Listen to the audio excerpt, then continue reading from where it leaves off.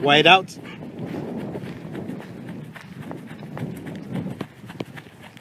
Power.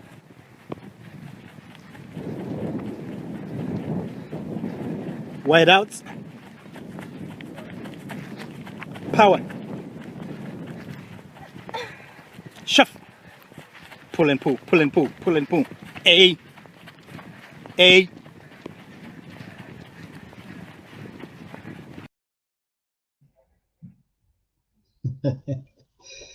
Pull and pull, pull and pull. Welcome to the Power Hour show. It's here and it's brought to you courtesy of Perfect Balance Clinic. And yes, the clinic is open. It's a business as usual. And like you said, right here, that's where we are.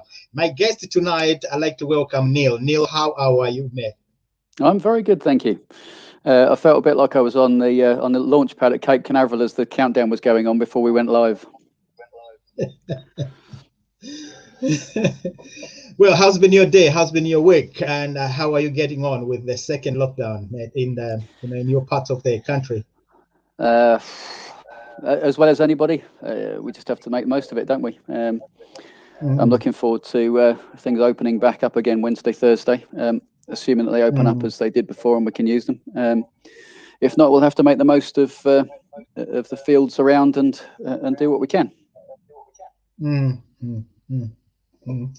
That's important. Neil, you have an interesting background that you would bring to track and fields and thing, but I will not be the one to be telling people what that background is. I mean, before we get there, to just give me a background of yourself, as Neil Dodson, the coach. What was that journey? How did you get into this journey? How did you arrive there? Okay, I guess probably overall it's worth mentioning that I'm an engineer, which sort of underpins a lot of what I've done in my life. I come at things with a very physics-related, mechanics-related view on most things in life. I loved running when I was at school. I carried on running after I left school, after a break to lean on a bar and drink beer for a couple of years in my mid-teens. And I had a 10-year career as mainly a 400-meter hurdler and 400-meter runner. I wasn't very good, if I'm honest. The pinnacle of my career was a few decent British League outings.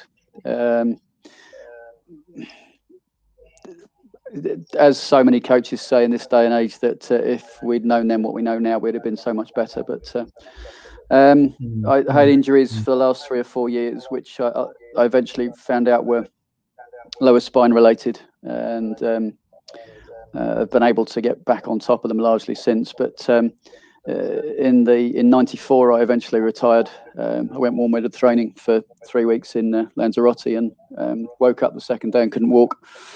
And despite all of the efforts of a couple of coaches and physios, we couldn't get me running again. So I spent most of the next 3 weeks on the kart track on Lanzarote. And my claim to fame was the only time I ever beat Eddie Maffey was in a go-kart. And then when I got back to the UK, I retired from athletics completely. Wanted to stick around as a coach or mentor, but I just found it really upsetting to be around a track because it was a huge part of my life and I was incredibly passionate about it. So I did what I've always done in life and threw myself in at the deep end into motor racing. So I started karting, bought my own kart with a friend. Next year we went off and did the European Endurance Championship. Don't bother with local stuff, just throw yourself in at the deep end. And we did really well, actually. We had a third, a fourth, a couple of sixths. On grids of 50 karts from all across Europe. The next year I was given a works drive with the most successful kart factory in the UK and started to develop karts using my engineering background. And to cut a long story short, I was much more successful in motor racing than I ever was as an athlete. I got 6 caps for England between 1996 and 2001. When I say I finished 4th in the final in one year and 6th another, it doesn't really sort of illustrate what that achievement is. Because generally speaking, I took the rearmost slot on the grid for that race. So in the one where I finished fourth in 1999, I was 25th on the grid at the start and finished fourth with fastest lap. So because it's about points, points from places gained. So I gained 21 places and huge amounts of points, and we won overall. So, and then in mid-late noughties, it had become my business as well.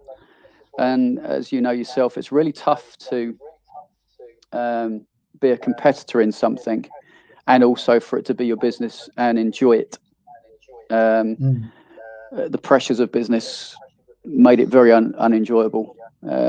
So eventually I sold the business in 2007, and my last serious involvement in kart racing and any kind of motor racing was running a team in 2008 to third in the British Championship.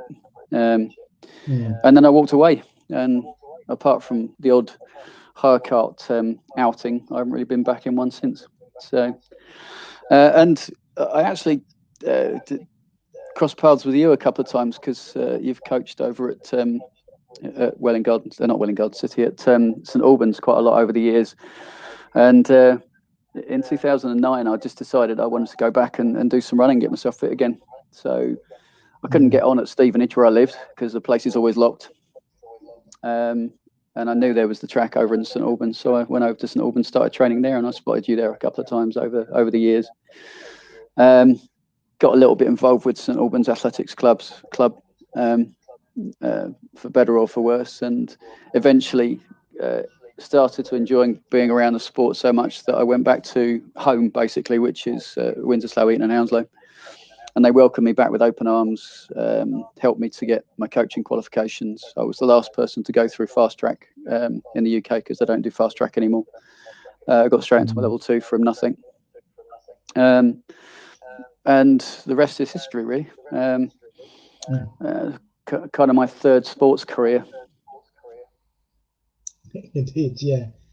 No, brilliant, and thanks, Neil, for sharing all that. And it's quite a journey, and with lots of experience there that you obviously must have brought to the sport of track and field, coming both from your professional background as well as the sport of motor racing, that you were able to do that. Coaching training environments, which is sort of theme for us tonight here, is it's you have a very strong view about that, how the importance or the role of a training environment for an athlete. Athletes, you say, will only flourish to the degree that the environment itself allows them to do that. Would you like just to pick that thread, and share it with us? I was really fortunate when I came back to the sport that England Athletics and British Athletics were spending a huge amount of money on coach education in preparation for the 2012 Olympics. Some would say it was a bit late, and some would say that we probably got more out of the money that was spent at that point in World Champs 2017 than we did in 2012. But it doesn't matter really to me that I was really fortunate. The first bit of coach ed that I went on, a few months after getting my coaching license, was with Lauren Seagrave. What a great way to open your coach ed. And over the following years, I was invited onto the National Coach Development Programme. I got to see Gary Winkler and Ralph Mann, and dozens and dozens of really, really good quality coaches. But I think I was really fortunate that the National Coach Development Programme, the Speed group, was run by Tony Hadley, and one of his philosophies is that young athletes are successful because of the environment they're within, and let's try and bring on the quality of the coaches that create those environments, rather than taking athletes out of those environments and throwing them into the next level on, if you like. And I guess to a degree, I agree with that. But I'm a part-time coach. I run companies. I can't become a full-time coach. I can't take on those athletes who want a full-time coach. So I have to pass them on. But for me, a coaching environment isn't just about athletics.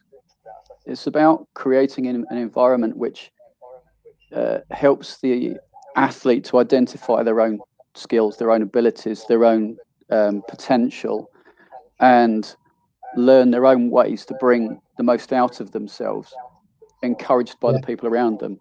For me, we as coaches don't create any of the progress. The athlete creates the progress. We just create an environment which allows them to flourish, allows them to do that. And it's not just about athletics. You know, I always joke that my biggest achievements as a coach, or the biggest achievements of an athlete that I've coached, haven't come from them as athletes. We've had some reasonably successful ones who've gone to major champs, but actually it's come out of athletes. One example I use, when he came to me when he was 14, had a terrible stutter, 38% attendance record at school. He was going the wrong way. He was in with the wrong crowd. And just through a few conversations, you know, his mother had the biggest impact, but just through a few conversations, we managed to steer him into going back to school, because he said, I want to be a full-time athlete. So I just said, well, the easy way to be a full-time athlete is to go to university. At which point he laughed. It was really funny. Oh, I don't even go to school, he said. Long story short, he's one of the most rounded individuals I've ever met, and he's got a first-class honours degree from Edge Hill. And he now has a plum job within the National Health, and is loving life. You know, that is probably the biggest achievement of an athlete within my squad, and it's not athletics related. It was just athletics led, and all of the skills and disciplines he learned within athletics have served him incredibly well in helping him to achieve the things he's achieved in life. But I think there's another overarching thing which I hope my athletes appreciate, which is that I think there's two very strong extremes in coaching, as there is in most forms of life. And we're seeing that in this current pandemic, two very extreme views of things. But as coaches, there are those who are there for themselves, and there are those who are there for the athlete, who are there for the athletes, and lots of people who are somewhere in between. You know, we all have to get something out of it. But it's really obvious. You remember the old film Kes, where the PE teacher is in his Manchester United gear, and he's having the football match for him, not for the kids. You know, and we've got a few of those, which is quite unhealthy. I'm very much the other end, that I don't want someone to say you're doing a great job, or I don't want anybody to pay me any money, because it distorts what you're trying to achieve. It distorts the purity. I want to wake up every morning knowing that the night before in the training session, we've achieved something for those young athletes to help them be better than they were the day before. And I don't care whether anybody knows other than me. It just makes me feel like $1 million, and that's my motivation. Yeah. No, brilliant. Now, Neil, we'll come back also to your influence with that. It would not be fair for me to not to include in this discussion how you and your group of athletes are coping, with this pandemic, and all the guidelines also that have come with that, because it seems that is different from place to place, and from county to county, or region to region, or even facility to facility. How are you with Winslow, and what are your experiences there? What would you like to share with other coaches or other athletes on how you're managing this situation? The first thing I'll say is that I have to give all credit to the staff at TVAC, at DL Leisure, and also to the individuals within the club that I'm affiliated with. I'm careful what I say here, because I coach athletes. I don't coach on behalf of Windsor Slough and Hounslow. It's just that most of my athletes tend to be WSCH, and we tend to train on their nights. So I have to respect the guidelines to be able to do that. But I don't care who the athlete runs for. I'm not a club coach. So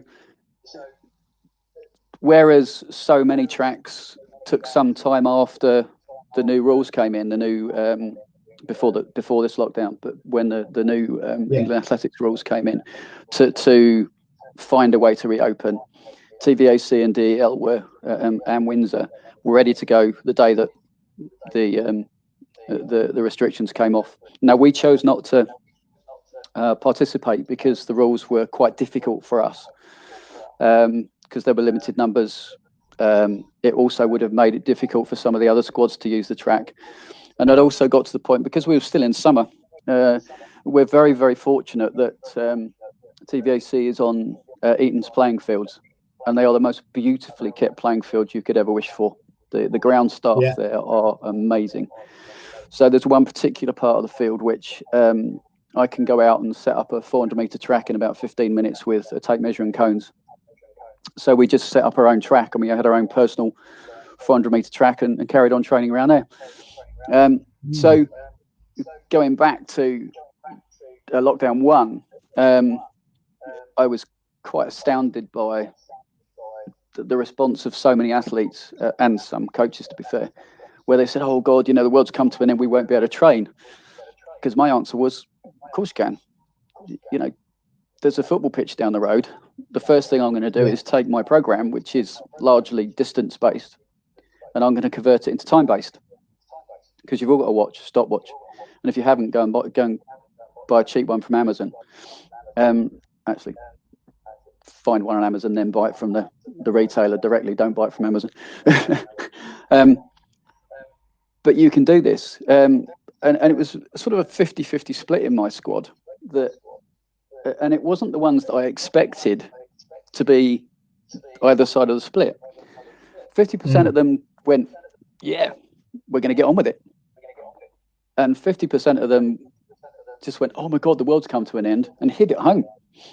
And I was really impressed by some that I didn't expect it of, and I was quite disappointed in others. And I tried to encourage, and as far as you can.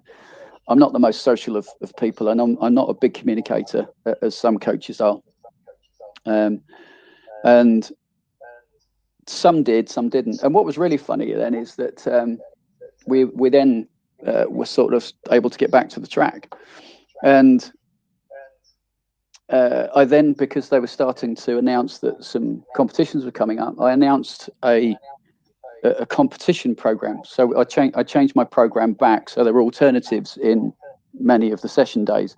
If you couldn't get to a track to work with us, then you could still do your time-based on grass or running down the street. And if you could get to the track with us, we could do our usual comprep work in a slightly compressed form, taking us through to Manchester and a few others. And what was really funny is that 3 of those who had basically given up and run away, throwing their hands in the air going, oh God, we can't do anything, said, oh, I'm going to compete this year. They hadn't done anything for 3 months. And the whole squad sort of descended on them on our group chat and just laughed at them, which wasn't necessarily the best way to respond, but kids are kids. So they came along and did what they could, and I think very quickly realised that actually they weren't really ready to go. Whereas others who'd really put some effort in and decided they wanted to compete had fantastic seasons, absolutely fantastic seasons. And I'm also a great believer that you can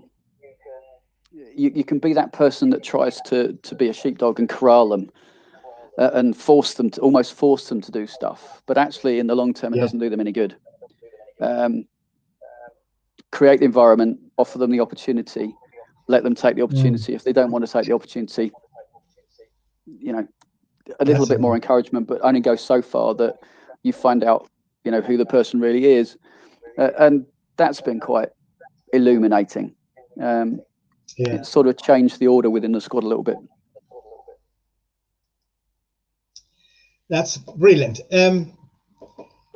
Listen, I will give you a break, and whilst we're doing that, I'm going to play a clip, of an athlete with all manner of training kit, and like to hear what you think. And by that I mean how you have used, your motor racing background, engineering background in motor racing, what it is that you yourself have brought to your squad to create that environment where an athlete can flourish to achieve what they can achieve, whatever their potential is, in that environment. When we come back, that's what we'll have a discussion over.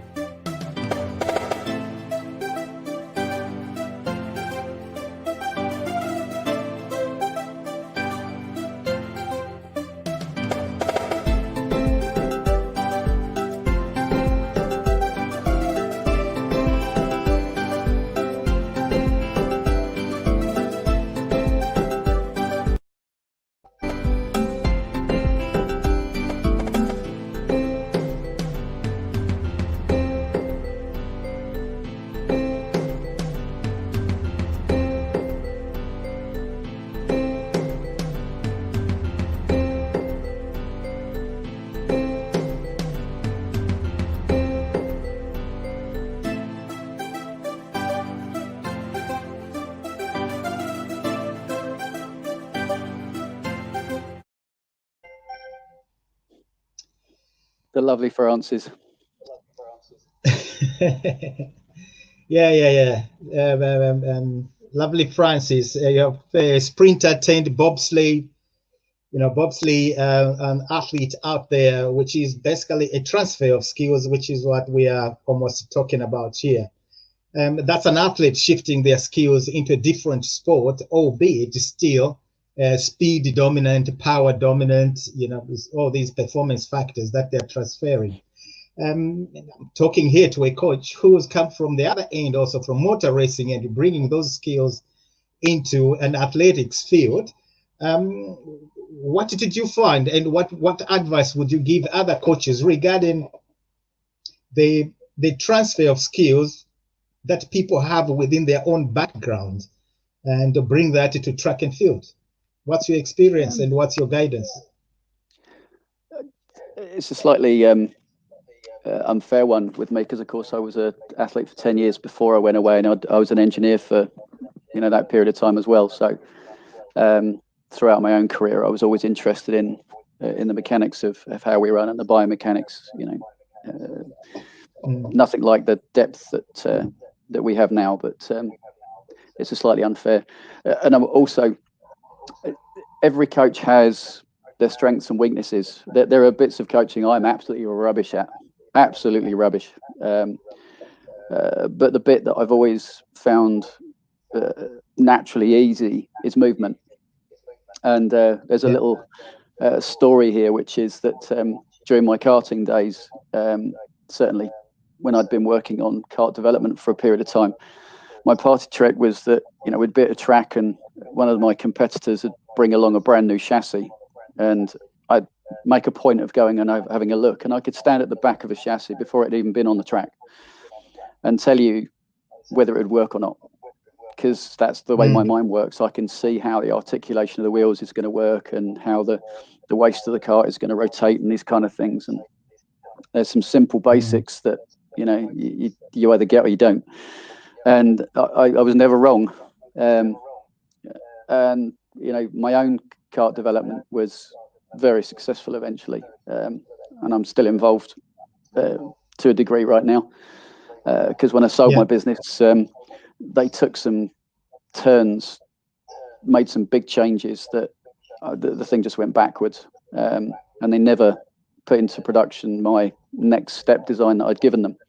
So one of my ex-works drivers is in the process of trying to put that into production right now. And I'm really interested to see whether it's going to be as good as we thought it was going to be. Over the next, COVID's got in the way a little bit, but that'll be interesting. But the same with athletes. They're still the same. Actually, that's not true. They're still the same, being, entity. Which will take me on to another point in a minute. And I love sitting down with so many of the coach eds in so many coach ed sessions, because movements become so important, so important, which it didn't used to be in the same way. And it just suits me down to the ground, because, you know, it's so, for me, it's so simple, because that's the way my mind works. But also something I've noticed is that so many, even quite experienced coaches, get caught up in being distracted by other people's ideas and not following their own route. Because actually, most coaches, they got 70% before they ever go on any of the coach ed. If it looks right, it probably is right. If it looks wrong, it probably is wrong. And if you don't know what you need to do to make something that looks wrong look right, there are loads of us around that can help with that. And sometimes you just need to set, certainly on an annual basis at very least, a trajectory, a direction, a philosophy, and stick to it for the year and make your mistakes. Because actually at the end of that year, you'll have made good progress, and you'll have also identified, well, the athlete will have made good progress, but also you as a coach will have identified the things that you got wrong, which you can then change for the next year. And it's a big part of your learning process. There was something else I lost my thread a little bit. I was going to segue into a slightly different subject, but yeah, I guess that's the answer to your question. There's some other things outside sort of the engineering side and the movement side, is that, you know, I never got to a level within athletics where I learned to deal with big championships.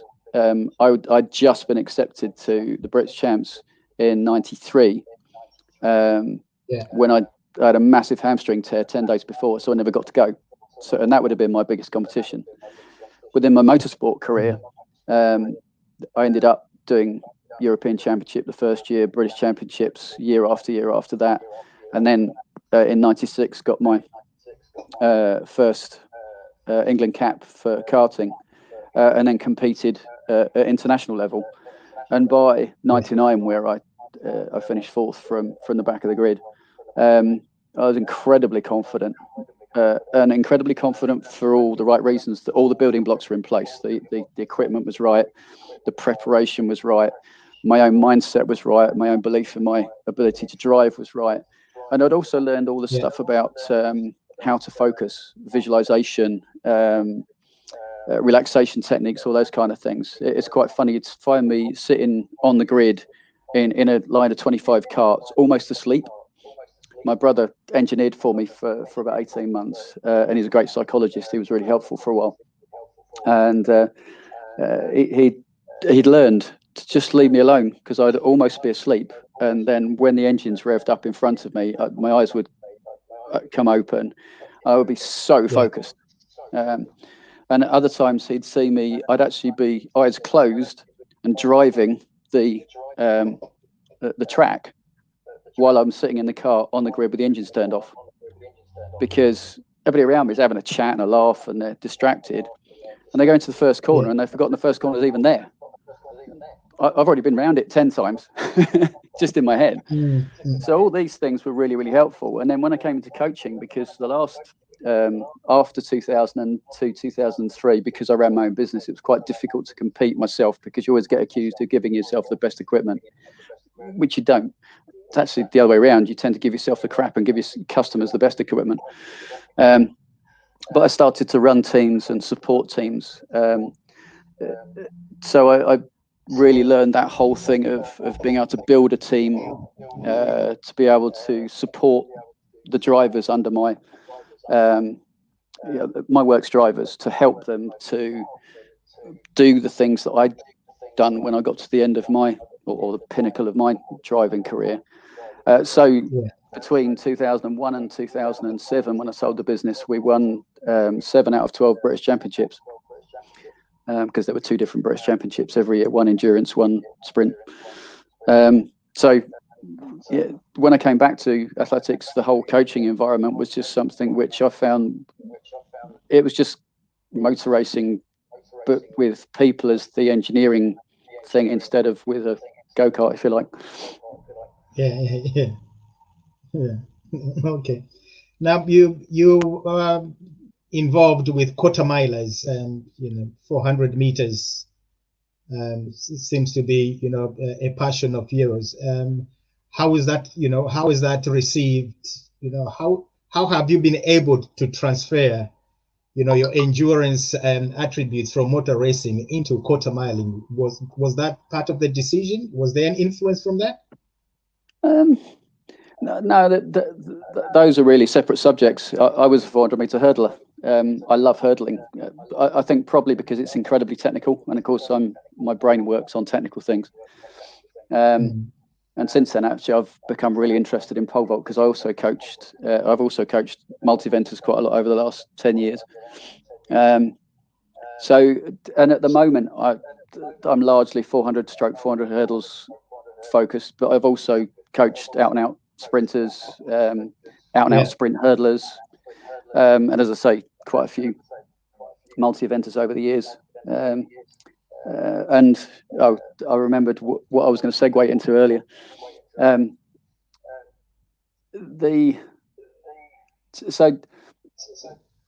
don't think karting and endurance really have a lot to do with each other. But the segue was basically into because I went away from the sport for 15 years. When I came back, I saw huge differences in the animals that we were coaching. And I used the word animals, because actually, I believe a big part of what we're trying to do is bring out an athlete's inner animal. We want them to be the animal who can run away from the tiger on the shelf that's just about to jump on them. That's what we want. Or when we start looking at more middle distancey kind of things, that's chasing after lunch, otherwise he's going to die. Yeah. And I think we're so far away from that. And every year, I think the youngsters that we inherit or we're gifted, because they're no less gifted. A lot of the times they're taller and better prepared in many ways than during my career, during my years back in the 80s and 90s. But whereas, I don't know about you in your childhood, but when I was a kid, a tree was a challenge. I was going to get to the top of that thing. I was going to get to those top branches, or at least as high up until I got to the branches where they probably wouldn't hold my weight anymore. But they were a challenge. Yeah. I was never in the house. School holidays, my mum would scream to get in the house if I was within earshot. And the minute I'd had my tea, I'd be off out again. Same in the evenings. My curfew is sort of 8 o'clock or 8:30 or 9 o'clock, and to be back in the house. So when we went to do athletics, we were basically stable and functional. Because you know this yourself, climbing trees, climbing walls is incredibly good functional exercise. Kids today, if a kid goes near a tree and starts climbing it, someone screams at them not to get down. Actually, most parents have trouble getting them out of the house during the school holidays and during the evening. So the first thing that you and I have to do when we get kids these days is not do the stuff we like doing, which is, the really exciting stuff of, go run, go hurdle, do the technical stuff. It's actually to get them prepared to do it in the first place. Otherwise they're going to break. So, I've seen that was a massive shock to me 10 years ago 11 years ago when I came back to the sport, and it's getting worse. Absolutely. A very strong point there, Neil, regarding, the changes, physical changes, and both in attitude and also in just the physicality, with athletes, that coming onto the track, as beginners or even as late entries into the track. Because what previously would have been something that you take for granted, that they would have these fundamental movement skills, it is rarely the case. And as coaches, that will probably, as you point out, the first part of that environment that you want to create before you progress them onto the technical bits, which is the specificity of an event. If they do not have the fundamentals, then that whole journey with the specific event tends to become a lot compromised and a bit of a tedium, to be honest. Both for both the athlete and the coach, it can be quite of some kind of a challenge there, where there's diminished returns of appreciation on both parties, because there's an element of frustration because there's certain outputs that are not being realized, and it's all because the athletes, with a lifestyle, when they come to the track, they're a different animal, shall we say that? Yeah, one of the things that puts this in stark contrast for me is that I've been very fortunate in recent years to coach a number of Nigerian athletes. And the reason I say that is these were not Nigerians born in the UK, but these were Nigerians born in Nigeria and raised in Nigeria. And one of them that I have at the moment, one of the three, is particularly exceptional. He comes from an outlying village, not even electricity. So, amazingly, he has a mobile phone, quite an expensive one, and he can only get it charged when he goes to church. So he goes to church twice a week to charge his phone so he can stay in contact with people. And they've had a horrendous time. I mean, he was back in Nigeria during the first lockdown. I couldn't get him back, and then had to have 3 flights to get him back when we eventually did get him back because 2 were cancelled. But this guy, when you watch him train, he's inspirational to the others because he's so in touch with his inner animal. He's so athletic and strong. You don't realise how much, because when you look at him, he looks like he's in good shape, but then you go and put your hand on his shoulder and he just vibrates with energy and sinewy strength, completely different to the others that to the British born. Doesn't mean we can't get them there, but it does put in stark contrast our starting point. And don't get me wrong, I mean, he's a 44.95 400 meter runner. He ran that at the African Games back in 2015, and hasn't been really anywhere near since because his anybody that's been involved with the Nigerian coaching process, there's some great stuff that they do, and I've learned a lot from it. But there seems to be this, certainly amongst the performance coaching within Nigeria, this coaching philosophy is more is better. And if it doesn't work, they'll do some more instead. And then if that doesn't work, they'll do some more instead. So you end up with these athletes that plateau, and if they don't injure, they plateau. So Arukpe, when he came to me last year, he absolutely loved what we do because there's so much variety, and we never lose touch with anything. Something that you and I have talked about before is that, like in everything, everybody has their extreme views of what in coaching works. Long to short works, short to long works, blah blah blah blah blah.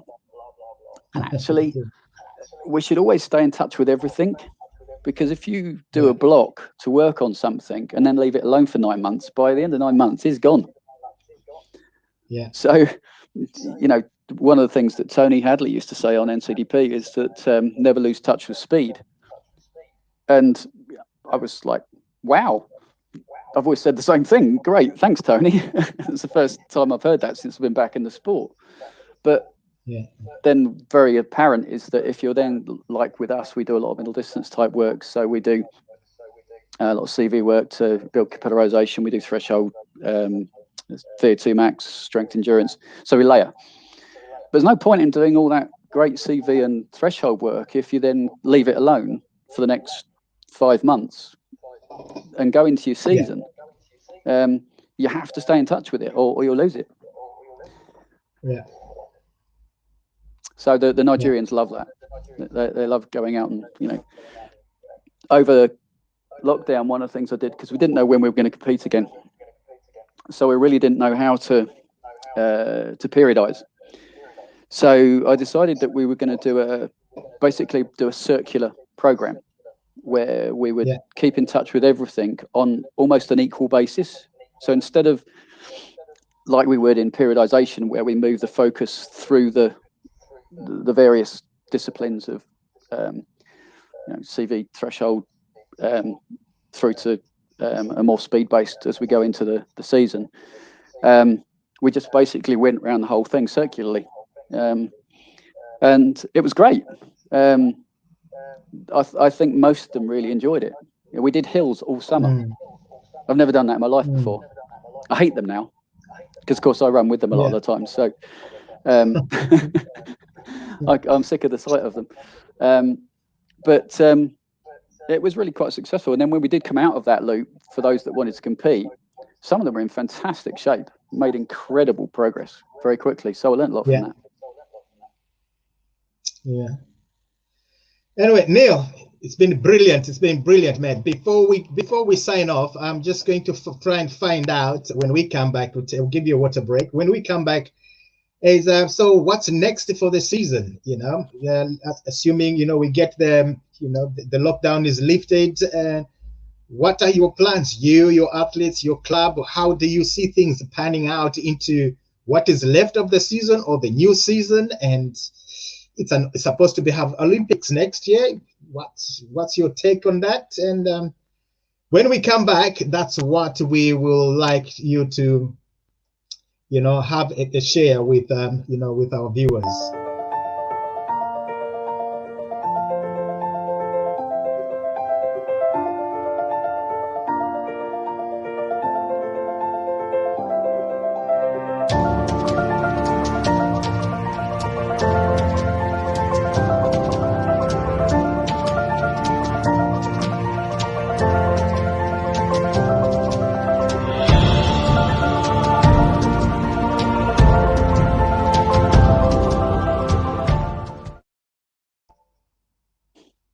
So Neil, looking forward, going forward for this season and the next season, what is possible, what is realistic, and what is not for you and your athletes, and just your own view on track and field? I have some personal views on this, which I'm going to keep to myself. So as a coach, what I have to do is plan for all scenarios. So I think we have to assume that there's not going to be much of a winter. And to be fair, that fits with my philosophy anyway. I'm not a big believer in double bubbling a year. I think we get more progress out of a single bubbled year, just focusing on the outdoor season than we do from trying to create two competition phases. So I don't think a lack of an indoor season or a limited indoor season is going to affect us much anyway. So I guess we just have to go forward and prepare as if we're going towards an outdoor season as normal. And then if this situation perpetuates for longer than we expect, then I guess we just have to modify as we go forward. The way I looked at it last year when it happened, because I was the guy saying, we'll be over by June. We'll be back to normal by June. And I'm still astounded that things have gone on as long as they have. But the only option I then had was to go into this holding. This time, I think it's a bit different. That I think if we see it early enough, I can turn this into a 2-year year, if you understand my meaning. If really it perpetuates to the point that all the big comps are cancelled again, and they're pushed into 2022, then we can just make this a really big building block. Because I don't believe losing a season of competition physically is a big loss. I think mentally it's a bigger problem, and it's something I need to put a lot of thought into. But physically, I think in many ways we could really do a good job of building an athlete. Because think of it from my point of view, I've got a bit of a split of athletes. I've either got the youngsters who we're still developing, and we're having to be so careful with them not to burn them out physically and mentally before they get to the point where they can achieve their peak. And then I've got those that have been to university and come back again, and who still have the motivation, which is another interesting challenge in this country, because we seem to have this philosophy that if you haven't made it by the time you finish at university, then you're done. When we all know that, Linford, Chris Akabusi, Christina Urugu, Sally Gunnell, so many of them were late 20s, early 30s, even, in Christina and Chris and Linford's case, is well into their 30s by the time they set their British records. So there's two different types, if you like, for me. The easy ones to keep interested probably are the younger ones before they've gone off to university. The ones that are a bit more difficult are the older ones, because that was the thing I think I spotted quite clearly when the first lockdown happened. It was the older ones who went, well, there's no point in, I'm not going to train. To which I was astounded, because we're talking guys who are, Nigerian record holders and, guys who are top 10, top 12 in the country over 400 hurdles. And what do you mean? There's no point. Of course there is. Actually, this just gives us a longer training period into 2021. Let's use it. So I guess let's just go forwards as if there's going to be a really good outdoor season. We might be able to go warm weather training if we're willing to have a jab, or we can just do a warm weather training program in the UK while it's still uncertainty, and go for next season. And if it ends up all being cancelled, then I know what I'll do if I have to, and I'll do that if and when it comes to it. Yeah. Neil, you've been brilliant, mate. Brilliant, as usual. Very informative and inspiring. I'm sure coaches that have been listening to you share your thoughts there would have, gotten something which they can use to tie their link and tie their own dots. But just in closing, what would you say, would be your two biggest tips that you'd give upcoming coaches as regards transferring skills from their backgrounds and bringing them into their coaching repertoire? Two things, I guess, touching back on what we talked about early on. I'm going to make that slightly different, actually. The first one is the 70% that you and I talked about. It doesn't matter how new you are to the sport. If you're interested in it, if you've come into it to coach, you're obviously interested in it. You obviously have an idea that what you're looking at either looks right or it doesn't look right. Trust yourself. Don't be distracted. Set a plan for a year. Ultimately, we really want you to be setting 5 and 10 year plans for athletes, but certainly set your plan for a year and stick to it, and don't let anybody push you off of it. I think the second thing is, and something that one has helped me progress really quite effectively over the years, and has also kept me interested, is every year I pick two subjects where I feel I'm lacking. I think one of the things I learned early on is that I kind of stuck my head in that universe of coaching and went, oh my God, it's huge. Yeah. And if you think about trying to learn all of that in one go, you won't learn anything. What you actually have to go is, I'm not going to ever learn all of that. So what I'm going to do is I'm going to prioritize the things I feel I need to learn to help my athletes. So, over the years, I picked gym because I didn't understand. I understood gym really well because I've done loads of it in my life, but it's always been beach gym. And I didn't really feel that it worked for athletes. So you and I had, for me, a critical meeting a few years ago where you had a massive impact on my thought process, because we talked about my belief that so much of what we use in our sport is concentric based weights. And then you said to me about cleans and some stuff, and that was a proper light bulb moment for me, and it set me on a slightly different path about the way I think. But the last couple of years have been things like nutrition, because we've had issues with athletes who have got low ferritin levels, heart issues, Red S kind of things. So each year, you know, set yourself a couple of new subjects within coaching that you want to learn much more about, and go and spend some time learning about those. It will keep you interested, and it will really, really help you go forward. And it'll also illuminate the next thing on for the next year that you know you can go and build your repertoire in. Neil, on that score, on that point, it's time to say thank you very much for coming onto the show and for being so open and transparent with both your facts and your views and your feelings, you know, regarding track and field. And I'm sure that has been found useful by many other coaches that were listening, and those that will listen and watch the program or watch the show at a different time. So thank you very much, Matt, for making the time to come and share this. I hope I can get you back in, you know, sometime, maybe in the new year, and pick on a different angle, the subject, because I believe, you know, you have a wealth of experiences there that someone else would benefit from. So from me, from Neil, it is good night and bye-bye.